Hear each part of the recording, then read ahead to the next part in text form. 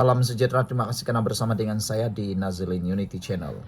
Ini keputusan terkini perbicaraan Mahkamah Najib mengejutkan ramai orang. Hari ini kita digemparkan dengan laporan pemeriksa forensik tak dapat sahkan tanda tangan Najib pada dokumen. Ini betul-betul satu maklumat yang betul-betul tidak dijangka sama sekali. Tay Yu Kam berkata, beliau hanya menerima salinan fotokopi dokumen 1MDB didakwa ditandatangani bekas Perdana Menteri. Seorang pakar pemeriksa dokumen forensik memberitahu tidak dapat menentusahkan kesahihan tanda tangan pada beberapa dokumen syarikat didakwa ditandatangani bekas Perdana Menteri Najib Razak.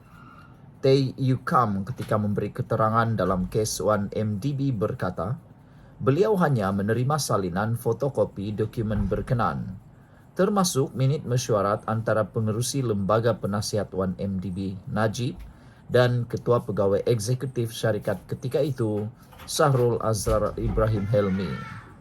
Katanya, memandangkan dokumen tersebut sekadar salinan fotokopi, beliau tidak dapat menggunakan mikroskop atau sebarang peranti lain untuk mengesahkan ketulinannya. Beberapa perbezaan dapat dikenal pasti, namun untuk memperoleh kesimpulan sebenar, memerlukan pemeriksaan daripada dokumen asli, kata beliau lagi. Sebelum kita teruskan ulasan kali ini, jangan lupa siapa ada masalah gout, kencing manis dan tinggi darah, sila tekan butang produk yang ada dalam video ini untuk mendapatkan produk yang murah, berkesan dan mujarab. Ramai orang sudah yang menggunakan, kata mereka sembuh daripada gout.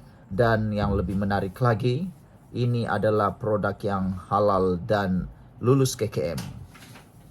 Sambung lagi, ditanya oleh Peguam Najib, Safi Abdullah, sama ada tanda tangan boleh dipindah ke dokumen lain dan ditampal ke dokumen yang dianalisisnya.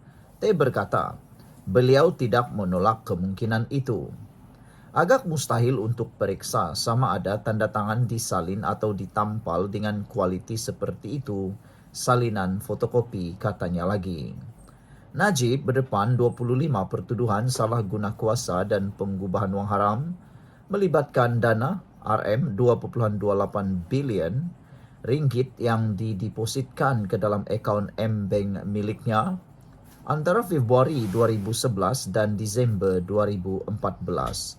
Awal hari ini, Safi memberitahu mahkamah bahawa pihak pembelaan berkemungkinan memanggil seorang lagi saksi dari Bukit Aman sebelum menutup kes. Saudara-saudara sekalian, ini satu pendedahan yang memang mengejutkan kita semua.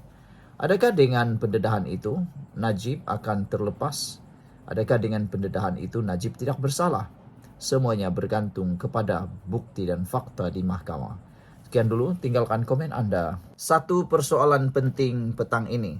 Bolehkah Hadi Awang, Presiden PAS, jadi Perdana Menteri? Ramai orang sebenarnya yang berminat mahu tahu, betulkah Hadi boleh menjadi Perdana Menteri?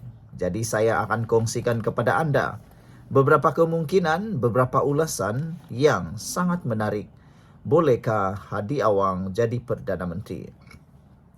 Persoalan ini dijawab dengan mudah. Secara perlembagaan, jawabannya iya. Tetapi jangan berpuas hati sampai di sana. Banyak lagi ulasan, kupasan yang menarik dalam video ini. Secara perlembagaan, iya, betul.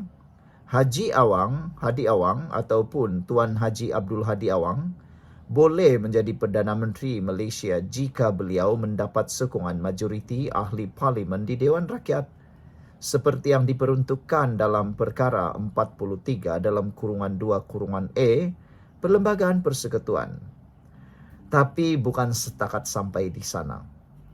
Realitinya, Hadi Awang tidak akan jadi Perdana Menteri.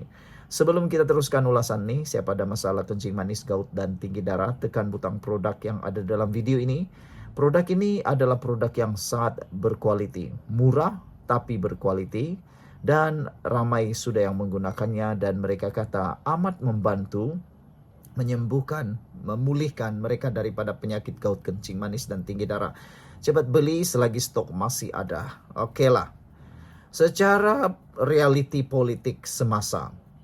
Ada beberapa faktor yang menyukarkan atau membuatkan Hadi Awang mustahil jadi Perdana Menteri Malaysia.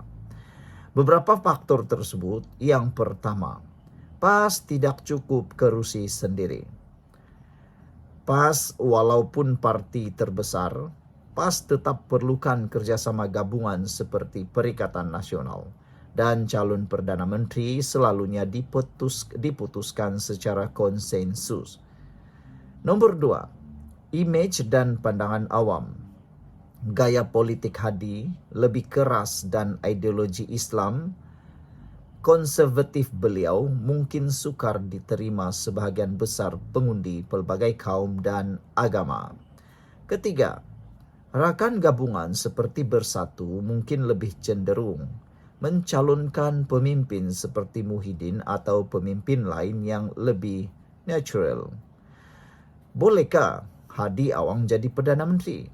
Persoalan ini boleh dijawab dengan perkara nombor 1. Perlembagaan Persekutuan menyatakan bahawa Yang di-Pertuan Agong melantik seorang ahli Dewan Rakyat pada hemat baginda mendapat kepercayaan majoriti ahli Dewan sebagai Perdana Menteri. Secara prinsip tiada halangan undang-undang untuk Hadi Awang diangkat jadi Perdana Menteri. Kedua, kekuatan politik PAS dan PN. Pada PRU 15, PAS menang 43 kerusi parlimen, jumlah tertinggi antara parti-parti di Malaysia. Tetapi gabungan Perikatan Nasional PN yang dipimpin oleh Tan Sri Muhyiddin Yassin adalah dominan dan beliau dilihat sebagai figurehead untuk Perikatan Nasional. Dalam rundingan dalaman PN, Hadi Awang tidak diketengahkan sebagai calon Perikatan Nasional Perdana Menteri. Fokus lebih kepada pemimpin natural atau moderate. Ketiga, halangan realiti politik. Sokongan bukan Islam dan bukan Melayu. Gaya politik Hadi yang tegas dengan naratif Islamik sangat kuat, tetapi juga mencetuskan kebimbangan di kalangan pengundi bukan Islam. Hubungan dengan institusi, terdapat kenyataan dan kritikan Hadi terhadap institusi kehakiman, SPRM dan Yang di-Pertuan Agong sebelum ini yang dianggap kontroversial dan boleh memberi kesan.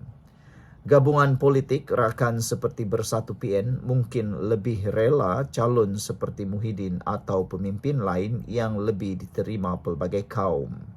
Keempat, senario mungkin berubah atau berlaku. Jika PN menang PRU 16 secara solo dan PAS adalah dominan, tidak mustahil Hadi dicalonkan Perdana Menteri. Jika berlaku pergolakan dalaman dalam PN dan tiada tokoh lain yang kuat, nama Hadi boleh naik sebagai kompromi. Jika PAS keluar PN dan bina gabungan baru, mungkin bersama parti-parti kecil, beliau boleh tawar diri sebagai calon Perdana Menteri, tapi peluangnya tipis. Secara kesimpulannya, ya Hadi boleh jadi Perdana Menteri secara sah, tetapi sangat sukar secara politik. Untuk itu berlaku, PAS perlu jadi kingmaker, dapat sokongan blok bukan Islam, dan Hadi sendiri perlu menonjolkan imej yang lebih inklusif serta diyakini pelbagai lapisan rakyat. Sekian dulu untuk kali ini. Jangan lupa tinggalkan komen anda.